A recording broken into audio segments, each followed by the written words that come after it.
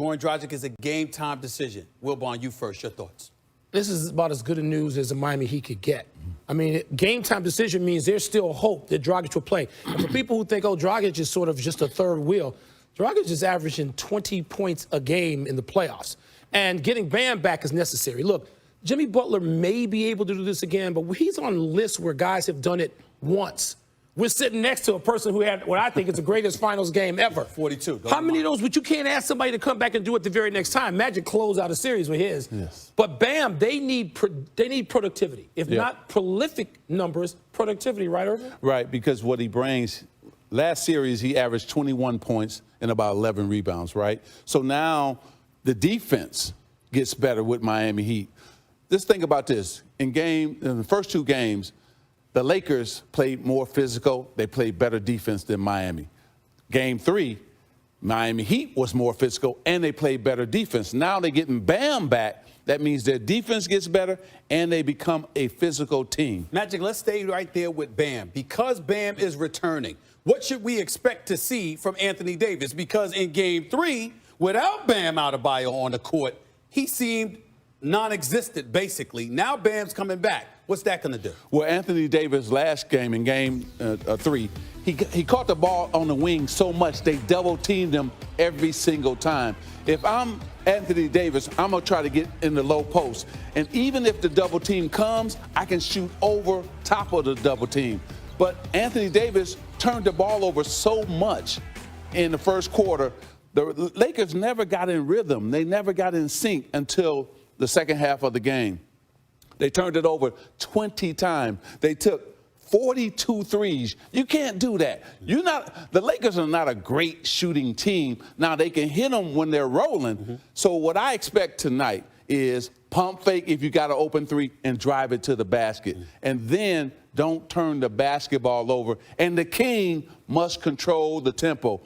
Jimmy Butler controlled the tempo in Game 3. I know you both, and I'm going to ask you this next question, sticking with the Lakers, Irvin Magic Johnson. On behalf of both Mike Wilbon and myself, I'm going to ask you this question. We're watching the Los Angeles Lakers right now in these NBA Finals, 2 victories away from a championship, the 17th in franchise history.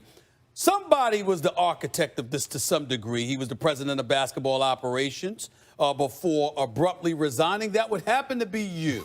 How are you feeling watching these Los Angeles Lakers? LeBron James is here, came here under your watch. We knew you were after Anthony Davis. That was his arrival was imminent. So this is what it's about.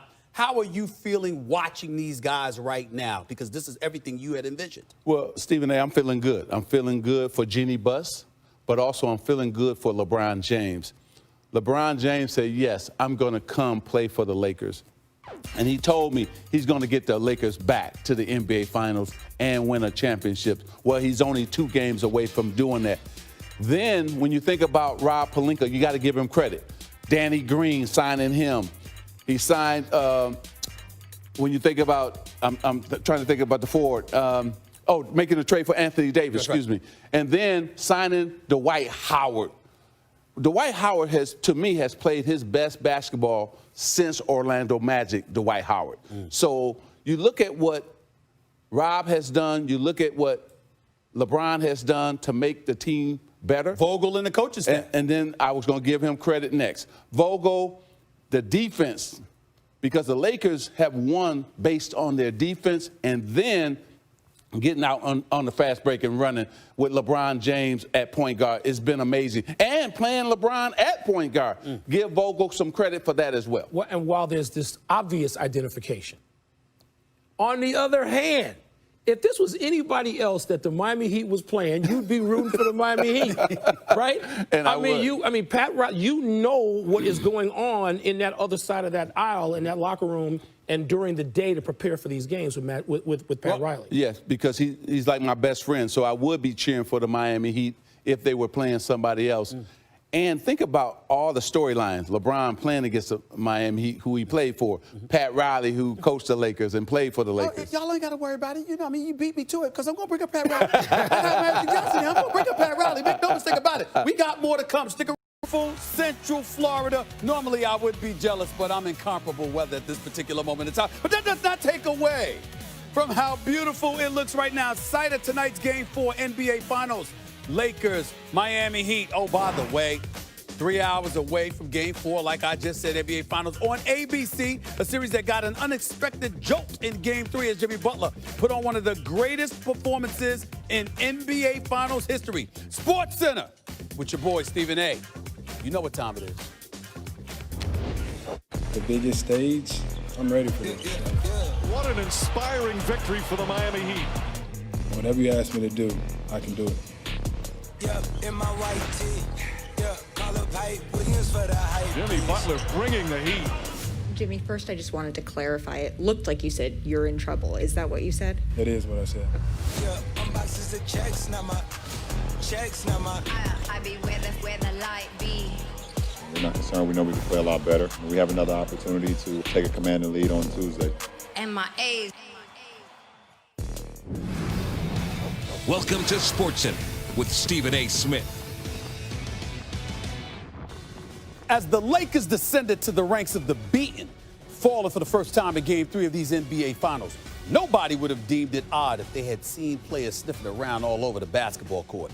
LeBron James in one corner of the court, Danny Green or Rajon Rondo or Kyle Kuzma in another, all in search of their MVP caliber star, Anthony Davis, who was simply missing in action. A mere 15 points, just 9 shot attempts, a mere 5 rebounds. These numbers with guys named Jay Crowder and Kelly Olynyk guarding him no less. So what happened to AD? Perhaps it was the 2 early fouls against him, according to LeBron James. Or maybe it was the 4 fouls against him by the time the third quarter rolled around. Dig deeper, though, and one could easily argue it led to his 5 turnovers, undoubtedly elevating his frustration, provoking him to appear practically comatose in a game that would have all but sealed the fate of the Miami Heat by pushing the Lakers within 48 minutes of the title. But here's the thing. This can't happen again.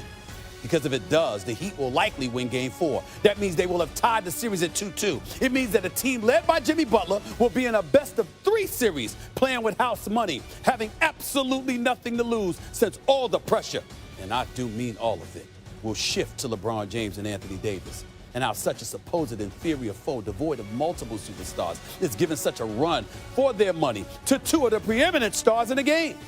All of this chatter ends, of course, if Anthony Davis handles his business by showing up and playing like the man who averages 30 instead of half that much.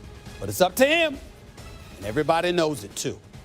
So AD, what you gonna do? While the entire basketball world has its eyes on you. The big story for the Heat heading into Game 4 is the health of Bam Adebayo and Goran Dragic. They both missed Games 2 and 3. Bam with a neck and shoulder injury. Dragic has a torn left plantar fascia. He's the Heat's second leading scorer in the playoffs at almost 20 points per game. Let's bring in NBA reporter extraordinaire, Miss Malika Andrews, who joins us from the NBA bubble in Orlando. Malika, the latest injury report came out about an hour ago. What's the chances we see Bam Adebayo and Goran Dragic in Game 4 tonight? Stephen A., good news for Heat fans. For Bam Adebayo, it is expected that he is actually going to play in Game 4, according to our very own Adrian Wojnarowski. Let's walk through the timeline of the last couple of days, though. So in Game 2, Bam Adebayo said he wanted to play, but he was still struggling with pain. He was struggling with mobility. Then before Game 3, as Rachel Nichols reported on The Jump, he couldn't do push-ups, although I saw him out on the floor attempting to warm up a little bit. The Heat just thought, you know what, we're going to rule him out for this one. And then yesterday was the first time he spoke to reporters. And at that point, he said the pain was gone. He was just feeling a little bit of soreness. He is feeling well enough to try to give it a go here in Game 4. And as for Goran Dragic, he's more going to be a game-time decision. Malika, thank you so much for that. I appreciate it. You take care of yourself. Keep doing the great job that you've been doing. We now welcome in PTI fame, the one and only Mike Wilbon, and the Hall of Fame himself, the greatest point guard that has ever lived, the 5-time champion with the Los Angeles Lakers, Earvin Magic Johnson. Appreciate you being here, my man. Let's get right to it, fellas. Get out of my way, says LeBron James. It ain't nothing to it when I do it. Oh, what a pass! The Lakers set a finals record for most threes and a half. Anthony Davis just lighting it up. What an amazing performance. And the Lakers are 2 wins away from their 17th championship. Lakers up 2-0 on the Heat. Anthony Davis put on a show again, becoming the 3rd player in finals history to shoot at least 75% on 20 attempts. And you see, he's got Hall of Fame company. 3 of the top 4 shooting performances in the finals have been for the Lakers. Stephen A. Smith with us once again for our finals coverage. Stephen, the conversation has to start with Anthony Davis. This is what they brought him to Los Angeles for. This is what he came here for. And now that he's in the moment, he's delivering. Well, he's been absolutely spectacular and unstoppable. There's nothing that they can do with him. He can hit perimeter shots. He's grabbing offensive rebounds. He's putting it back. There's nobody that's impeding his progress at the basket. They look as helpless as I've ever seen the Miami Heat look going up against Anthony Davis. I know he had 32 compared to LeBron's 33, but he was clearly the MVP of this game, and he's clearly been an MVP of this series. There is literally nothing that they can do. They look absolutely helpless. Of course, the Heat undermanned without Bam Adebayo and Goran Dragic. They're probably not going to get Dragic back. Maybe they get Adebayo back.